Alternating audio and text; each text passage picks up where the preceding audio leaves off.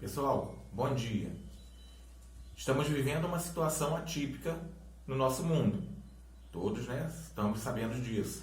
Isolamento social, nesse momento, se faz muito necessário. É para o nosso próprio bem. Mas nem por isso vamos deixar de ter nossas aulas. A escola Chapeuzinho Vermelho contactou com nós, professores, para que pudéssemos estar realizando essas aulas de forma EAD, ou seja, à distância, online. E, nesse momento, eu estou aqui para gravar para vocês essa mensagem e passar para vocês algumas atividades. Ontem eu fiquei o dia inteiro preparando e gostaria que vocês levassem a sério, porque é conteúdo a ser estudado. Nós vamos, quando retornarmos, em breve, nós vamos fazer uma revisão desses conteúdos, mas vocês já terão por base alguma noção do que nós iremos revisar. Então é preciso que vocês levem a sério, que vocês façam as atividades, assistam aos vídeos que nós, professores, estamos enviando para vocês. Eu baixei alguns vídeos referente ao conteúdo e ao livro de vocês. Então eu gostaria que vocês levassem a sério, mais uma vez, e fizessem as atividades. Então vamos lá. O 6º ano, eu separei as atividades de história, tá? Tudo que eu vou falar agora é relacionado às atividades de história. Para o 6º ano, o assunto é Mesopotâmia. E vocês vão assistir ao vídeo sobre a Mesopotâmia, a explicação que o professor do vídeo está dando sobre a Mesopotâmia, e vão realizar as atividades do livro da página 76 até a página 85. Qualquer dúvida, vocês já terão um contato e poderão contactar conosco, tá certo? 7º ano, vai falar sobre as grandes navegações. O conteúdo está no livro da página 8 à página 27, porque no 7º ano nós começamos utilizando o livro as páginas mais à frente. Nós falamos do Renascimento, já falamos disso, que está o assunto mais à frente. Então voltamos agora para a página 8. 8º ano, nós vamos falar sobre as revoluções industriais, a Revolução Industrial. A Revolução Industrial, o assunto está no livro de vocês, da página 29 à página 39. E o 9º ano vai falar sobre a República Velha. Nós já tínhamos iniciado o assunto, já tínhamos conversado, feito até exercícios, e agora eu peço que vocês releiam o material do livro e façam os exercícios da página 8 à página 41. Todos esses assuntos tem nas aulas vídeos que estão sendo enviadas para vocês, tá certo? Muito obrigado e fiquem com Deus. A Revolução Industrial foi um processo responsável por consolidar o sistema capitalista e mudar para sempre o modo de produção. A Inglaterra foi a pioneira dessas transformações, ou seja, a primeira a iniciar esse processo. Mas você sabe por quê? Podemos citar uma série de motivos, começando pela Revolução Gloriosa. Como resultado dela, o sistema de governo inglês foi transformado em uma monarquia parlamentar constitucional, fazendo com que o poder deixasse de ser absolutamente do rei. Acontece que os parlamentares eram em sua maioria burgueses, e é claro que mexeram alguns pauzinhos para favorecer seus próprios negócios. Assim, eles desenvolveram uma economia mais independente e medidas mais liberais, sempre tendo em mente o crescimento da burguesia. Outra causa principal foi o Ato de Navegação. Essa lei, criada no século XVII, decretava à Inglaterra e suas colônias que todas as mercadorias de importação e exportação deveriam ser transportadas por embarcações inglesas. O objetivo do Ato de Navegação era enfraquecer a concorrência e permitir que a Inglaterra controlasse as rotas comerciais e marítimas do mundo.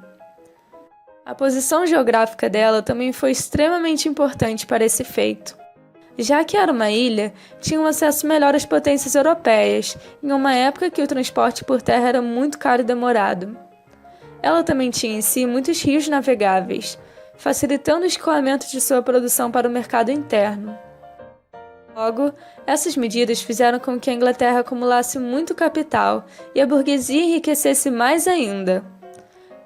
Todo esse capital acumulado foi muito importante, pois a partir dele que a burguesia pôde investir em pesquisas para desenvolver a criação das máquinas, e assim aperfeiçoar o processo de produção e financiar a construção das indústrias têxteis. Além disso, teve a Lei dos Cercamentos. Essa lei resultou na transformação de terras comuns em propriedades que serviram para o pastoreio de ovelhas e a implantação de técnicas mais modernas de agricultura. A partir dessas melhorias, eles aumentaram a produção e assim houve um crescimento populacional gigantesco. Acontece que essas terras eram ocupadas por camponeses, que tinham relações de trabalho ainda feudais, e com a lei dos cercamentos eles foram simplesmente expulsos do campo, tendo assim que migrar para as cidades em busca de sobrevivência. Com essa migração em massa dos camponeses para a cidade, o que é chamado de êxodo rural, havia mão de obra abundante e barata para as indústrias. Já que todo mundo estava desesperado por um emprego, acabavam se submetendo a péssimas condições de trabalho, com cargas horárias de até 16 horas, incluindo explorações a crianças e mulheres. E lembra que as terras deles deram origem a pastos de ovelhas? Isso visava a produção de lã, a matéria-prima essencial para a grande atividade econômica da época, a indústria têxtil. A enorme quantidade de reservas de carvão e ferro na Inglaterra também foram fundamentais, porque serviram de base para a indústria do período, ainda posteriormente sendo utilizada nas locomotivas. Agora que você já entendeu os principais motivos da Inglaterra ser pioneira, vamos voltar lá para o começo do século XIV, onde ainda não existiam indústrias nem nada. Nessa época, a produção era artesanal e familiar, onde o indivíduo cuidava de todo o processo de produção. A partir da Idade Moderna, toda essa produção que era fragmentada começou a se concentrar nas manufaturas, que eram ofícios comandados por um burguês, que pagava salários a artesãos para elaborar produtos a partir da matéria-prima que ele oferecia. Tudo mudou com a criação do motor a vapor, que ao ser introduzido nesse processo deu origem à maquinofatura, assim marcando a Revolução Industrial.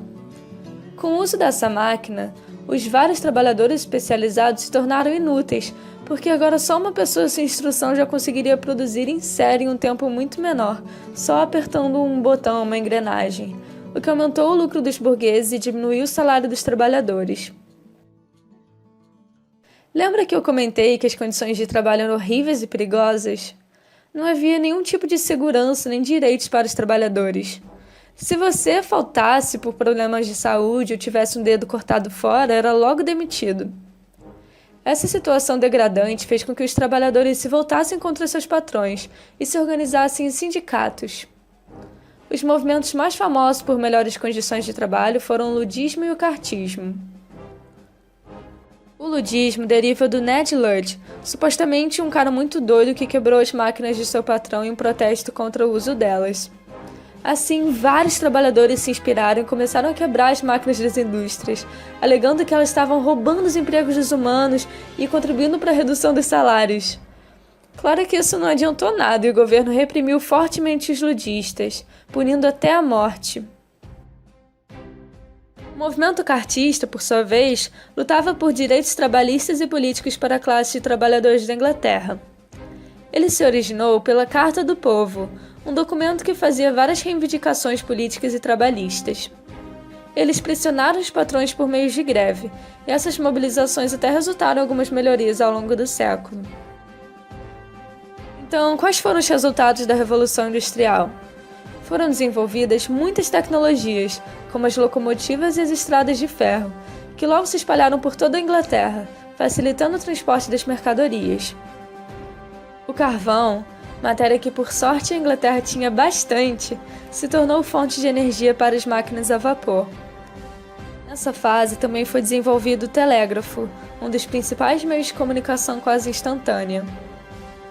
A Inglaterra se tornou o maior centro urbano e comercial do mundo, o que ameaçou o poder dos outros países europeus, que estavam com medo de se tornar independentes economicamente, e por isso iniciaram seus próprios processos de industrialização. Para fomentarem ainda mais essas atividades, precisavam de matéria-prima e de maior mercado consumidor, o que fez eles buscarem por colônias de exploração na África e na Ásia. Esse processo ficou conhecido como imperialismo e foi um dos principais motivos da Primeira Guerra Mundial. Outro resultado da Revolução Industrial foi o êxodo rural, devido ao cercamento dos campos, que resultou no crescimento da vida urbana. Além disso, teve aquilo que eu falei do desenvolvimento de tecnologias agrícolas, que permitiram um crescimento gigantesco da população mundial. A burguesia se fortaleceu e começou a ganhar cada vez mais destaque a classe operária.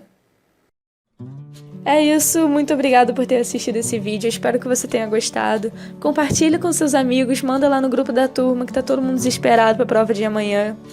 E deixa seu joinha, se inscreve, comenta o que você achou, que eu fico muito feliz em ler. Muito obrigada e até a próxima.